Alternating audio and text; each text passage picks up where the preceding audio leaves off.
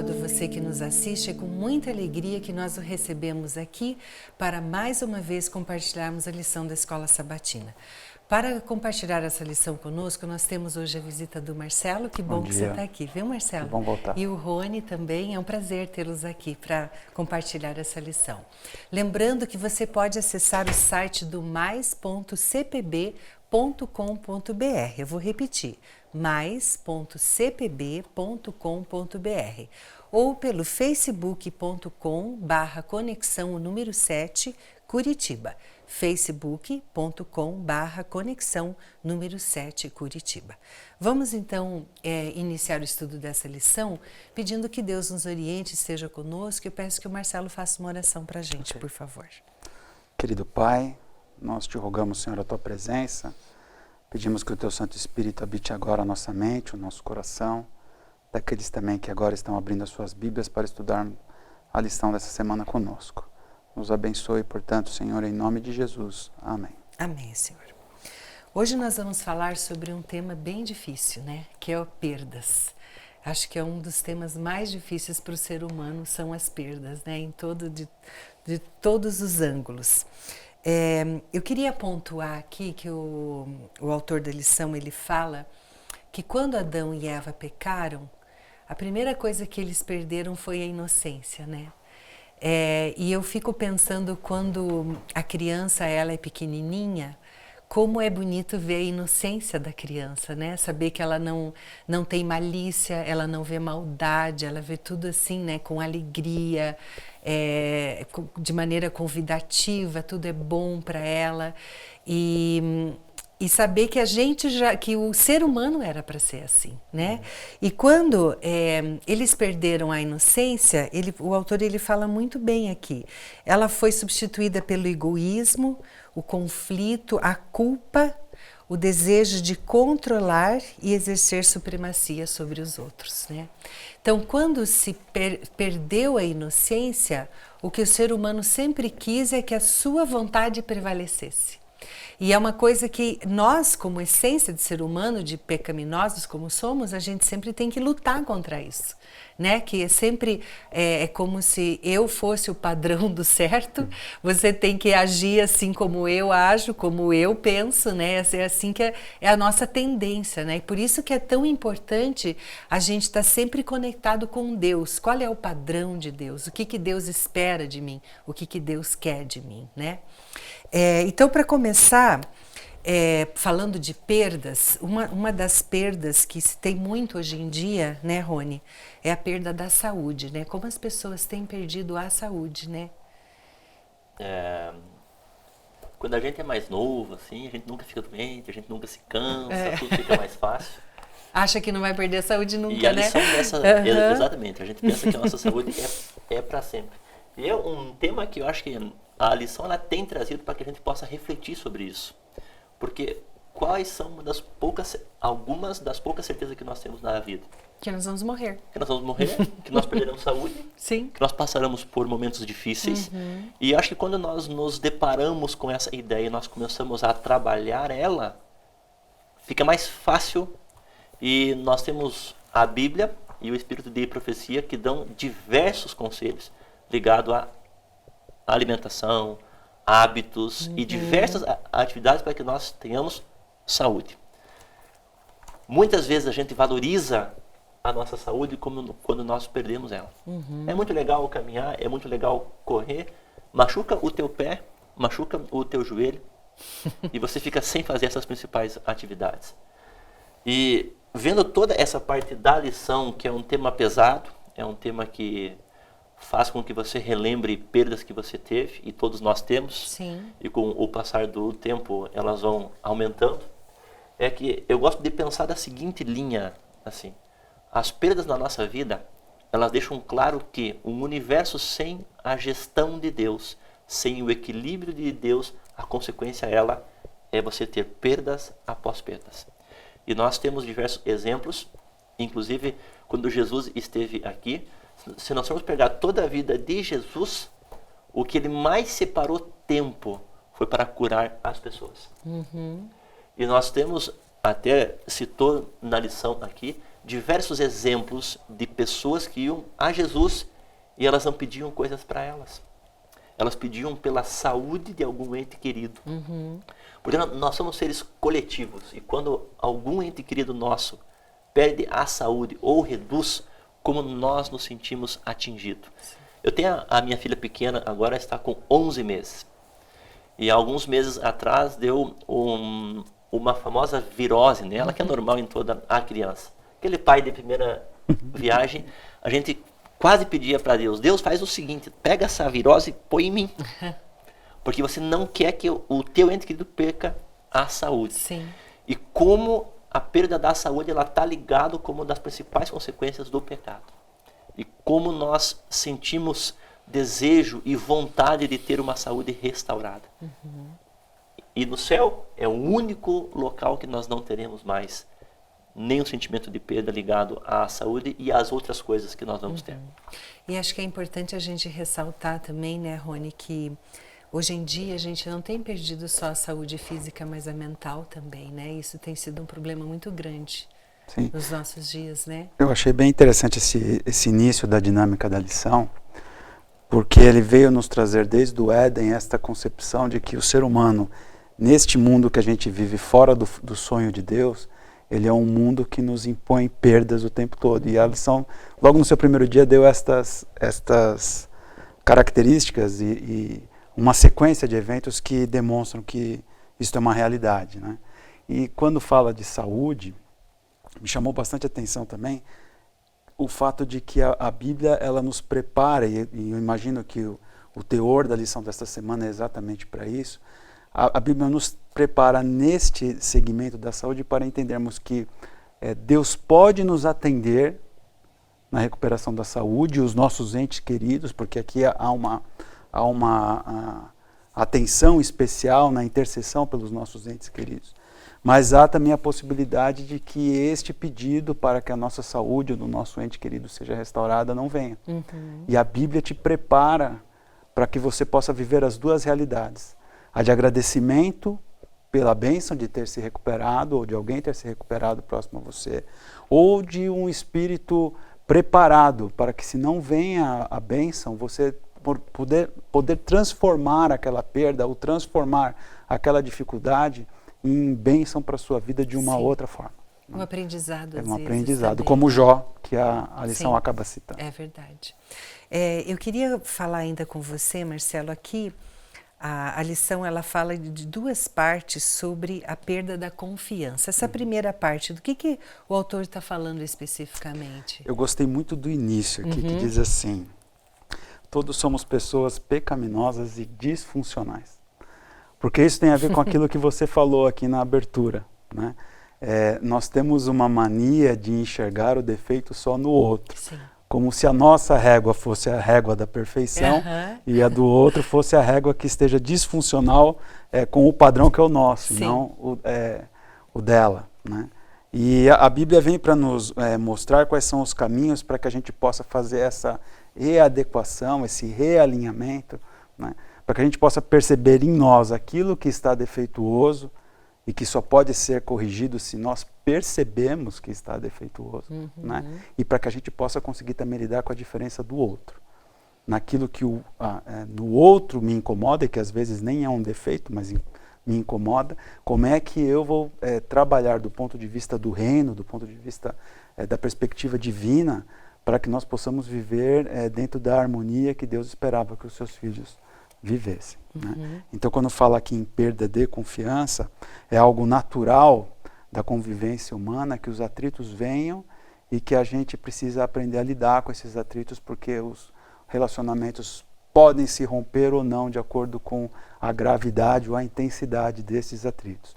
E na imaginação, no sonho de Deus, Ele esperava que nós pudéssemos lidar com isso de uma forma da perspectiva cristã, da perspectiva divina, para que a gente pudesse restaurar aquilo que foi quebrado eventualmente, como Deus tem feito isso em relação a nós, e nós o tempo todo quebramos o relacionamento com Ele. Imagina se Deus resolvesse que no momento que a gente quebrou o relacionamento com Ele, Ele desistisse da gente, como a gente desiste das pessoas. Né? E é uma coisa interessante, né, Marcelo, você falando isso, quando mais você tem ligação com Deus, a perspectiva do problema ou do comportamento do outro muda. Sim. Às vezes não muda o problema e não muda o comportamento da pessoa, mas quando você está ligado, você passa a ver com os olhos de Deus. Sim. Porque Deus sempre vê com amor, sempre vê com uma esperança de uma recuperação. Sim. E é isso que a gente tem que buscar, né? Rony, a segunda parte, eu até vou ler uma coisa aqui que eu fiquei impressionada, que ele fala assim, ó: por mais impensável que seja, pesquisas revelam que o lar é o ambiente mais violento da sociedade. E daí quando a gente fala que perder a confiança, quando você perde dentro do próprio lar, né? Ele é forte porque nós só perdemos uma coisa que nós temos. E o primeiro passo é que a pessoa, ela conquista a tua confiança. Sim. Eu acho que a decepção, ela só vem porque você se decepciona com quem você confiou, com quem você entregou. E a lição, ela traz primeiro da parte de relacionamento. Fica muito mais fácil você perdoar alguém quando aquela pessoa reconhece o erro que ela fez. Sim. Quando a pessoa reconhece, aí ela muda, não é somente da boca para fora, é a mudança de atitude. Aí você tem o processo que pode ocorrer, essa restauração. É a mesma coisa nossa relação com Deus. Quando que Deus pode nos perdoar? Quando nós confessamos o nosso erro. Sim. E para a segunda parte aqui, que é o que tu leu, quando a gente imagina um lar cristão, a gente pensa numa harmonia, numa perfeição. Mesma coisa quando nós pensamos na Bíblia. Quando você não conhece muito a Bíblia, você pensa que a Bíblia é um livro fantástico de harmonia, e não. Nós podemos pegar diversos exemplos de lares que tiveram confusão, que tiveram desestrutura, né? Total. Então, o que ocorre nessa perda de confiança, nessa segunda parte? Ele fala muito que é uma coisa que muitas vezes nós não falamos tanto, mas mesmo em lares que têm conhecimento, a prática ela não é coerente.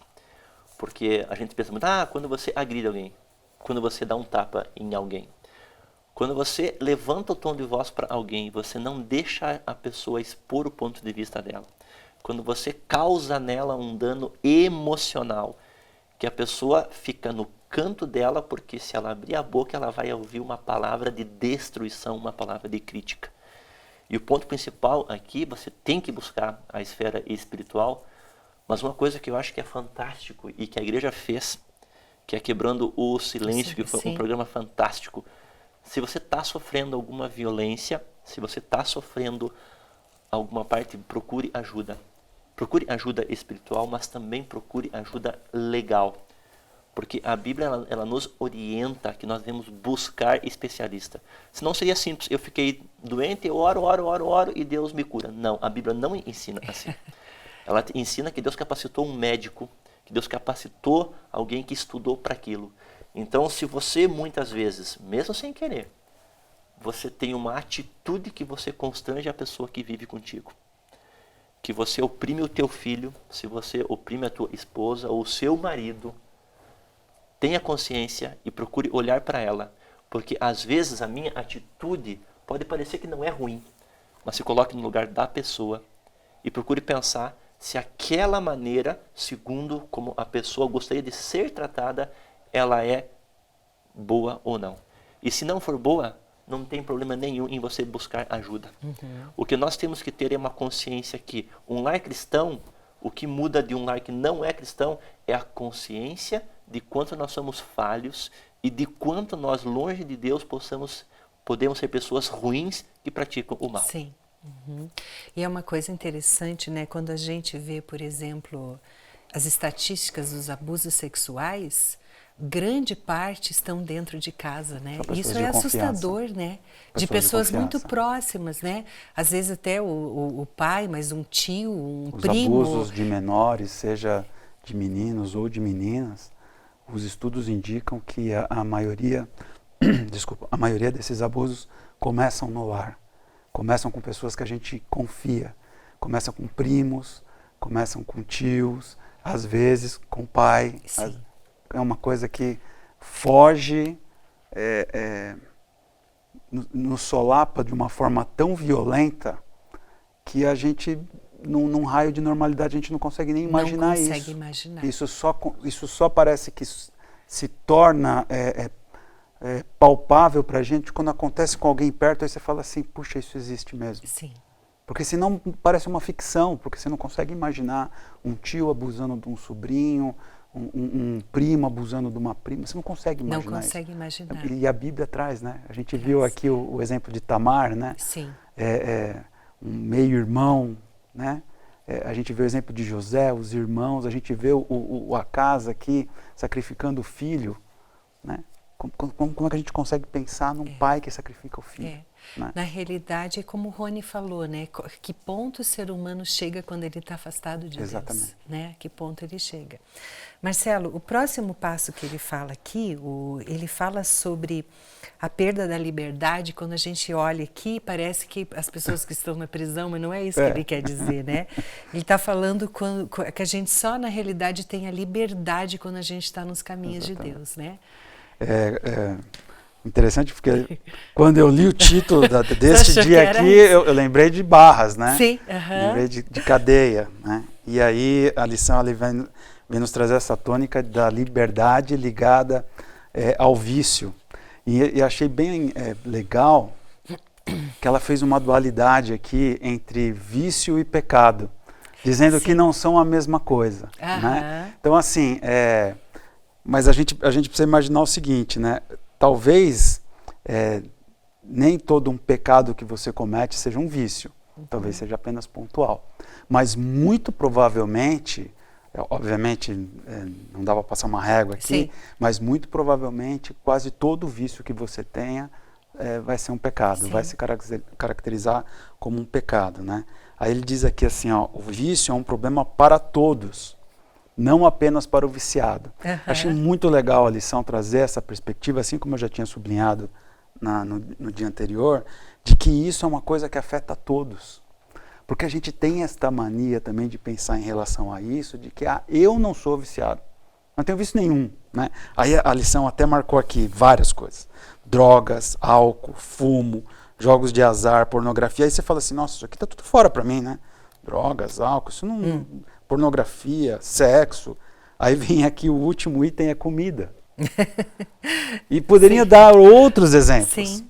Porque nós somos seres de hábitos, e às vezes de hábitos ruins, né? Eu nunca vou esquecer o pastor Fernando, quando ainda estava aqui na Igreja Central, né? Em certo sermão ele falou assim, ele estava falando sobre hábitos mesmo, e ele diz assim, e a paçoquinha? Eu lembro direitinho dele falando disso. E a paçoquinha? Porque era o ponto fraco dele, que ele estava revelando ali naquele contexto da direção que ele estava tomando no sermão dele. Porque nós somos assim. As coisas mais simples nos dominam, né? E essas coisas mais simples que nos dominam são aquelas raposinhas de Salomão que começam devagarinho, talvez de uma forma insignificante, que é um pequeno desvio aqui, mas que vai abrindo, e lá na frente a gente vai ver o quanto a gente está fora do padrão, o quanto a gente está fora do ideal, e talvez o quanto a gente está longe de Deus, né? E talvez também... E desculpa, só para terminar, e o quanto a gente está preso, e o quanto a gente perdeu a nossa liberdade. E eu acho que sim, tudo aquilo que foge do equilíbrio, né? Tudo aquilo que é em excesso. Sim. Eu acredito assim, ó, que até, por exemplo, o hábito de uma pessoa vir na igreja o tempo todo e abandonar a família, isso também é errado, né? Porque não é o equilíbrio. Não. Então, tudo aquilo que você faz em excesso demais, né? E em relação a esta palavrinha equilíbrio, né? Um cuidado.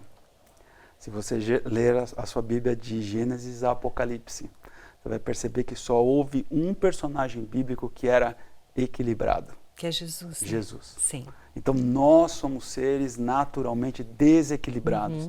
Eu não estou dizendo com isso que nós não devemos buscar este objetivo da temperança em todas as coisas. Mas a gente tem que entender que a temperança, ela é um dom de Deus. Sim. E, portanto, é Ele que o concede, e, portanto, é nele que nós devemos buscar. Porque, mais uma vez, se a gente trouxer para nós mesmos a perspectiva de eu sou equilibrado, então eu não preciso de Jesus. Sim. Porque sou eu que resolvo e não ele. Sim. Né? Rony, eu queria, aqui acho que propositadamente o autor falou sobre uma das piores perdas que a gente tem na vida, né? que é a perda de um ente querido, né? E eu muito recentemente passei pela perda da minha mãe e só realmente quem passa sabe como é difícil, né? E aqui uma coisa muito bonita que está entre 1 Coríntios 15 e 26, que ele fala da morte como o último inimigo a ser vencido. Como é difícil nós lidarmos com a morte, e nós lidamos com a morte todo dia, e parece que é uma coisa, você abre um jornal, você assiste um telejornal, você abre um site, qualquer coisa, tem lá mortes, mortes, mortes, e estatística de morte, e parece uma coisa distante. Mas quando um ente querido teu morre, quando você perde um ente querido teu, você se depara e parece que tu entende que a consequência, que o salário do pecado é a morte. E a lição citou um exemplo que eu acho fantástico. O próprio Deus, ele presenciou o seu filho sendo morto. Ele sabe o sentimento que você tem. Ele sabe o sentimento que eu tenho. Recentemente a gente perdeu o nosso nono, o nosso avô, e ele era um referencial para a família muito grande, e ele trazia um equilíbrio familiar muito grande. Não foi perfeito, não tornou-se santo porque morreu. Mas ali ficou um exemplo muito forte de como nós nos deparamos com a morte. Teve pessoas na família que desesperou, teve pessoas, ele está fazendo 1 ano agora esse mês, e tem pessoas da família que ainda não conseguiram se recuperar. E a lição falou sobre isso. Ela falou que tem algumas fases do luto. E o que é mais interessante da conclusão, pode demorar mais ou pode demorar menos. Mas quando você passa pela dor da morte, você consegue reencontrar a esperança que Deus restabelece na tua vida, você fica muito mais forte para que você consiga aconselhar e estar na presença de alguém. A minha esposa, ela é muito forte para isso. Ela perdeu a mãe dela quando ela tinha 15 anos. E é impressionante assim, como quando nós nos deparamos, quando a gente encara, quando a gente se depara com alguma perda de algum ente querido, a pessoa que consegue ser mais equilibrada e falar o que a pessoa precisa ouvir é a minha esposa. Então, o que isso faz a gente refletir? Nós não fomos feitos para a morte. Não é natural você aceitar a morte. A morte é o ponto alto. A gente falou de perda de saúde, de confiança. E o ponto principal é a morte. É você perder a tua vida. E Deus traçou um plano para recuperar todo o ser humano de toda essa perda. E a principal delas toda é que no céu a morte não existirá mais. Essa separação e essa dor, ela não vai existir mais. E nós temos essa esperança que o nosso Deus se fez homem e morreu por nós, com o principal intuito de acabar, de retirar o salário do pecado que era a morte, porque Ele pagou por isso. Amém. Amém. Marcelo, por que você acha que o salmista fala que Deus se alegra, né, na morte do justo? Eu tenho uma impressão muito forte na perspectiva bíblica. A gente vive num mundo onde as pessoas esperam sinais. Sim. Né? As religiões populares hoje, elas trouxeram este elemento muito, muito forte, muito caracterizado, de que os sinais é que revelam a presença de Deus. Né? Então as pessoas procuram um milagre, procuram um milagre, procuram um milagre. Mas o maior de todos os milagres não é o que Deus consegue fazer na nossa vida do dia a dia. Curar de uma doença, resolver uma situação difícil, sei lá, um estilo de vida diferente, uma empresa próspera. Este não é o sonho de Deus para os seus filhos, esse é o bônus, que pode acontecer ou não, porque nós vivemos num mundo de pecado. O maior objetivo de Deus para mim e para você é salvação. Sim. Salvação. Então, se Ele conseguiu com o Espírito dele impressionar o seu livre-arbítrio o suficiente para que você aceitasse a salvação em Cristo Jesus, o papel dele está Sim. E se você completo, morreu, você está selado, e ele está né? feliz. Sim. Porque ele está olhando mais na frente. A gente olha para as coisas do agora, para o boleto que tem que pagar, para a doença, né? Minha mãe está internada em São Paulo lá hoje, né? Então a gente tá com estas coisas na nossa cabeça, mas Deus está olhando mais lá na frente, está pensando assim, o Marcelo está comigo? Não importa o que vai acontecer com o Marcelo, porque ele está salvo. A mãe do Marcelo, a Vera, está comigo? Tá. Ela está numa situação agora que não é da melhor possível? Tá. Não importa. O que importa é que ela acredita em mim e ela vai para o meu reino eterno. É isso que importa. É isso realmente que importa, né? Eu agradeço muito a participação de vocês. É realmente uma lição muito difícil porque a gente sempre quer lidar com ganhos, né? E nunca com perdas, né? E nós estamos rodeados de perdas, né?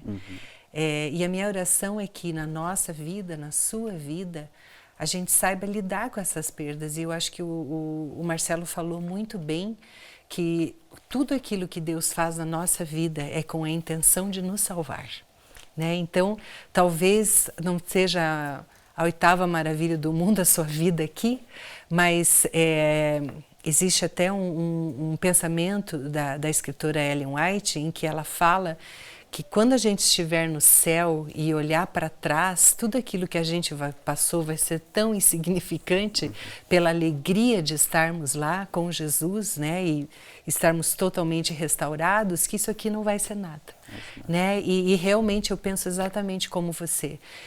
Quando eu penso na minha mãe, eu penso numa pessoa que estava selada para Jesus. Então isso me dá uma paz muito grande, né? Não dá um desespero, né? Dá até uma alegria de saber que bom que ela já cumpriu a parte dela, está muito mais fácil para ela do que para mim, né? A gente tem que pensar assim. Eu agradeço muito, peço, Rony, que você faça uma oração então para nós, por favor.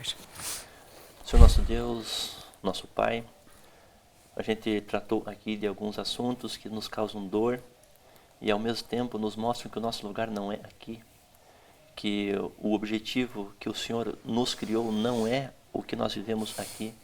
E nós agradecemos profundamente por o Senhor ter preparado um plano para nos resgatar e nos restaurar com todas as coisas em harmonia. Tu és o Deus de amor, Tu és o Deus que sustenta a harmonia em todo o universo. Nós queremos pedir que cada vez mais o Senhor nos dê consciência de que nós possamos buscar mais a Ti. Nossa vida ela é rápida, nossa vida é atribulada, mas que nós possamos ter a certeza de que nós estaremos restaurados no céu contigo. Amém. Nós pedimos agradecidos em nome de Jesus. Amém. Amém, Senhor. Muito obrigado pela tua companhia no estudo dessa lição. Gostaríamos apenas de relembrá-lo que você pode também acessar os nossos cultos ao vivo, todos os sábados pela manhã a partir das 10 horas e também aos domingos e quartas-feiras a partir das 19h30. Tenha um dia muito feliz e abençoado. Fica com Deus.